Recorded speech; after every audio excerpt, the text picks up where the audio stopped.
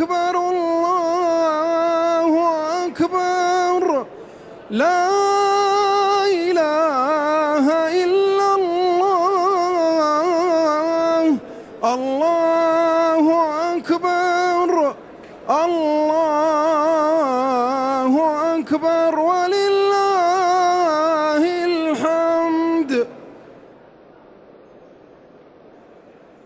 صلاة العيد أثابكم الله. استووا استووا. الله أكبر الله أكبر. Kita awali dengan Assalamualaikum warahmatullahi wabarakatuh. Kaifa halukum? Ana bi khairin alhamdulillah. Anak-anak, pertemuan kali ini kita akan membahas tentang latihan soal. Setelah anak-anak belajar tentang sholat sunnah munfarid, mari kita awali dengan membaca doa. A'udzu billahi minasyaitonir rajim. Bismillahirrahmanirrahim. Raditu billahi rabba wa bil islami dina wa bi muhammadin nabiyyan wa rasula. Rabbi zidni ilma warzuqni fahma. Amin. Ya Allah, berikanlah aku ilmu dan kefahaman. Amin ya rabbal alamin. Anak-anakku yang Bu Guru sayangi, mari kita mulai membuka materi pendidikan agama Islam halaman 61. Ya. Sebelum kita mulai latihan soal, Bu Guru bacakan dulu mutiara hadis yang mana barang siapa yang melakukan sholat sunnah selain sholat fardu dalam sehari 12 rakaat, maka Allah pasti akan membangunkan untuknya sebuah rumah di surga. Hadis riwayat Muslim. Anak-anakku, selama 2 minggu ke depan ini, Bu Guru mengharapkan anak-anak menuliskan catatan pelaksanaan sholat sunnah kalian yang ditulis dalam sebuah catatan, dan anak-anak harus melakukannya dalam 2 pekan ke depan ini. Setelah anak-anak melakukan menjadi sebuah pembiasaan, maka kalian akan terbiasa melakukan sholat sunnah. Ya, untuk apa anak-anak? Untuk bekal kalian di masa yang akan datang. Jelas anak-anak? Alhamdulillah. Anak-anakku, mari kita mulai mengerjakan uji kompetensi halaman 61. Dibuka semua ya anak-anak. Berilah tanda silang pada jawaban yang paling benar. Nomor 1. Sholat sunnah yang waktu pelaksanaannya mengiringi sholat fardu 5 waktu disebut sholat titik-titik. A. Sholat sunnah duha. B. Sholat sunnah rawatib. C. Sholat sunnah safar. D. Sholat sunnah fajar. Ya. Nomor 2. Sholat duha memiliki nama lain sholat titik-titik. A. Sholat awabin. B. Sholat tahajud. C. Sholat fajar. D. Sholat tarawih. Nomor 3. Sholat yang dilaksanakan ketika akan bepergian. Anak-anak akan pergi haji atau umroh, ataupun perjalanan jauh yang ke tempat yang lain, atau rekreasi keluar negeri misalnya, atau keluar kota yang sangat jauh. Sebaiknya melakukan sholat apa itu anak-anak? A. tahiyatul masjid, B. qobliyah, C. safar, D. rawatib. Sholat untuk perjalanan. Nomor 4. Sholat qobliyah subuh, sebelum subuh disebut juga dengan sholat titik-titik. Sebelum subuh disebut sholat titik-titik. A. ba'diyah, B. jamaah, C. rawatib, D. fajar. Bukan ada 2 jawaban enggak atau 3 jawaban enggak, tapi 1. Sebelum sholat subuh, sholat apa itu? Qobliyahnya disebut apa ya? Sama dengan apa? Nomor 5. Sholat tahiyatul masjid dilaksanakan sebanyak titik-titik rakaat. Sebelum anak-anak duduk di masjid, sebaik rakaat. Oke. Lanjutnya. Nomor 6. Jumlah rakaat sholat fajar yaitu titik-titik. A. 2, B. 3, C. 4, D. 5.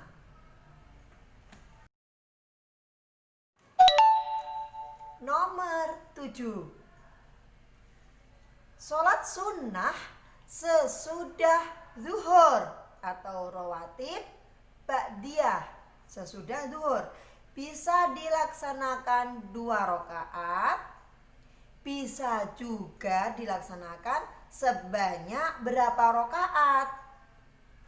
A. 4, B. 6, C. 8, D. 10.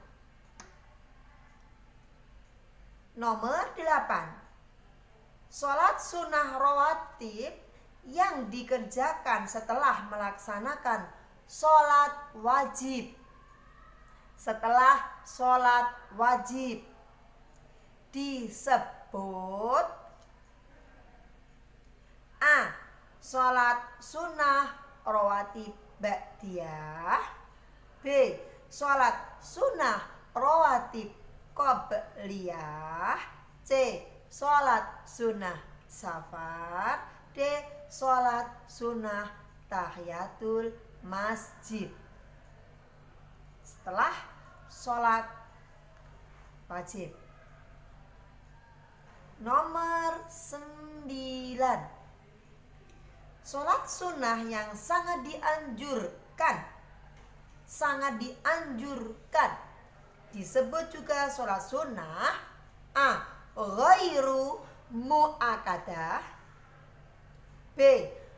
munfarid, C. mu'akadah, D. jamaah. Nomor 10. Salah satu fungsi sholat sunnah yaitu sebagai penyempurna sholat titik-titik. A. Sholat wajib, B. Sholat jamaah, C. Sholat munfarid, D. Sholat tahiyatul masjid. Nah, yang pilihan ganda sudah selesai 10 soal. Selesai anak-anak? Tidak ada yang tertinggal? Yuk kita lanjutkan pada Romawi 2. Romawi 2. Isilah titik-titik di bawah ini dengan jawaban yang benar, jangan dengan jawaban yang salah. Oke? Nomor 1. Sholat sunnah munfarid yaitu sholat yang dikerjakan secara titik-titik. Kode ini. Sudah? Nomor 2. Jumlah sholat duha adalah berapa rakaat? Boleh pakai angka. 3. Sholat sunnah yang dikerjakan setelah sholat fardu. Tadi sudah ada di atas. Setelah sholat fardu disebut sholat titik-titik. Rawatib, tapi rawatib apa? Dilanjutkan ya. Nomor 4. Pada rakaat pertama sholat fajar atau sebelum subuh disunahkan membaca surat titik-titik. Surat yang pendek, apa itu namanya? Setelah membaca Fatihah, membaca surat titik-titik. Al titik-titik. Gampang itu ya. Semuanya hafal. Nomor 5. Sholat sunnah yang digambarkan keutamaannya melebihi dunia seisinya. Jika anak-anak itu melaksanakan sholat itu, maka keutamaannya lebih baik dari dunia seisinya. Sholat apa itu? Sudah? Hebat. Romawi 2 selesai. Anak-anak, Romawi 2 selesai, kita masuk kepada Romawi 3. Anak-anak boleh mengerjakan di buku catatan karena tidak cukup ya. Ini tidak cukup untuk mengerjakan, maka anak-anak jawabannya dan soalnya ditulis di buku catatan PAI. Nomor 1, jelaskan pengertian sholat sunnah munfarid. Anak-anak menjawabnya ditulis di buku catatan. Pertama bahasanya seperti ini. Sholat sunnah munfarid adalah titik, titik, titik. Lanjutkan. Tulis ya. Sudah? Nomor 2.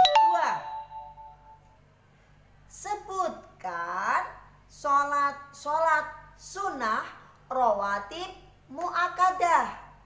Muakkadah itu yang dikuatkan, yang dianjurkan.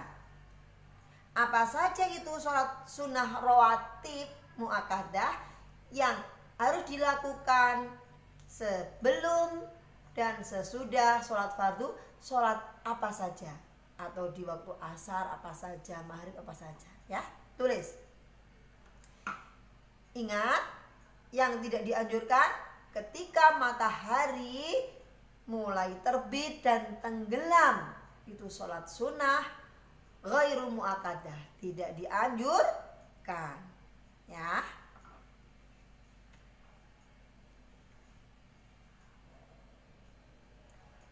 Nomor 3. Apa saja keutamaan orang yang membiasakan sholat sunnah? Dalam video pembelajaran kemarin sudah Bu Guru tayangkan tentang keutamaan sholat sunnah.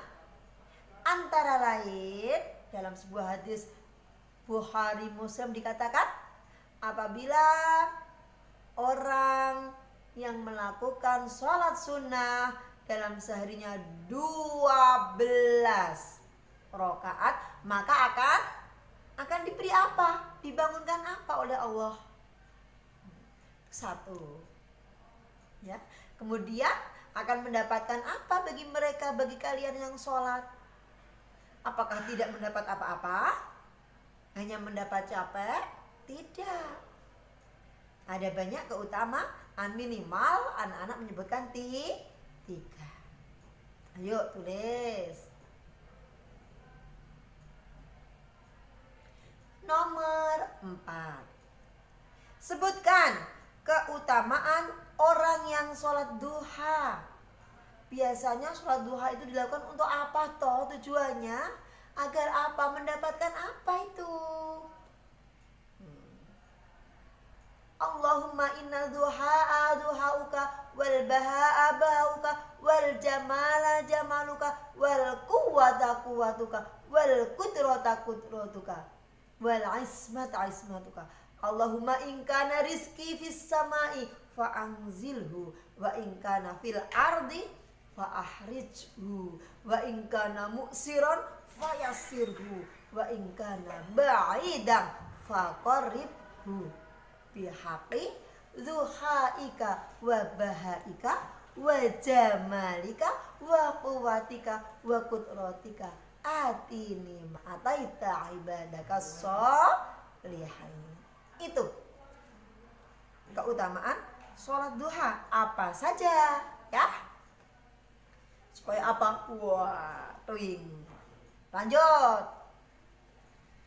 Anak-anak sholat duha harus tahu keutamaannya apa ya.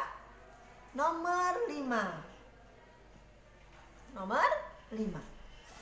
Bagaimana cara yang dilakukan untuk menyempurnakan sholat wajib?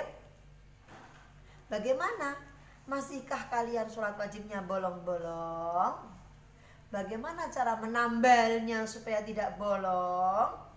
Bagaimana supaya mendapatkan kesempurnaan sholat wajib? Ditambah dengan sholat apa yang telah kalian lakukan? Ya, mudah, jelas? Nah, dikerjakan sendiri ya.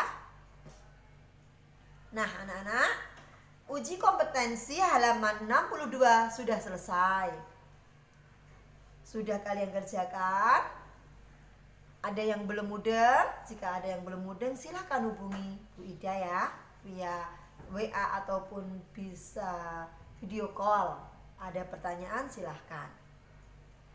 Refleksi, sekarang kita akan merefleksi pada anak-anak. Setelah mengikuti kegiatan pembelajaran pada bab sholat sunnah munfarid, sholat sunnah yang dilakukan sendiri-sendiri, tidak berjamaah, baik itu di rumah, di sekolah ataupun di masjid. Coba apa yang kalian dapatkan? Apakah kalian semakin semangat untuk melaksanakan sholat sunnah, atau ogah-ogahan, atau cuek saja? Nggak usahlah itu kan sholat sunnah, nggak dilakukan tidak apa-apa. Atau seperti itu, coba dituliskan. Bagaimana sikap kalian? Refleksi sebagai kalian, sebagai siswa setelah diberikan pembelajaran sholat sunnah. Tetap dilanjutkan karena sudah mengetahui keutamaannya, ataupun biasa saja, ataupun cuek tidak akan melakukan. Alah Bu Ida, itu mah materi, itu mah teori saja. Nah, bagaimana refleksi kalian? Tentunya anak-anak bisa merasakan untuk diri sendiri ya. Bisa ditulis di situ, refleksi di buku paket, tidak apa-apa, refleksi. Setelah aku mendapatkan pelajaran sholat sunnah, aku biasa saja, berarti tidak mau berpikir. Tapi setelah aku mendapatkan pelajaran sholat sunnah, wow, senang sekali, aku akan melakukan dengan sekuat tenaga. Aku akan melakukan dengan ikhlas, dengan kesungguhan hatiku. Supaya apa? Supaya aku lebih dekat dengan Allah, supaya hatiku tenang, supaya aku mendapatkan keutamaan yang telah diberikan kepada Allah. Misalnya seperti itu. Mana Bu Guru kan tidak tahu ya.